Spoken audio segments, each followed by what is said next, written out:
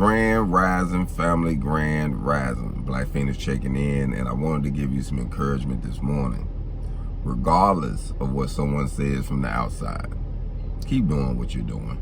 Do it for you. Don't do it for them.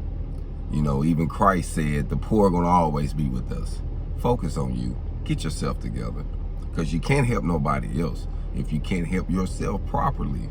So get to where you need to get to. Don't worry about the naysayers. It doesn't matter. Because remember, when it's time to go, family, I only see one name on the tombstone unless they died together. We came here alone, we're going to leave here alone. We respect those we love, we honor them, but you got to do it for you. At the end of the day, you got to do it for you. You trying to get that bag, you want to get successful, you want to get rich, so you ain't got to ask nobody for something, so you can help more people. See, some people get the bag so they can help more people. Some people get the bag so they can indulge in more selfish things of their own. You don't know who a person is until they get the bag. Once they get the bag, you know who they are. So just focus on you. Keep getting your hog on. I'm out.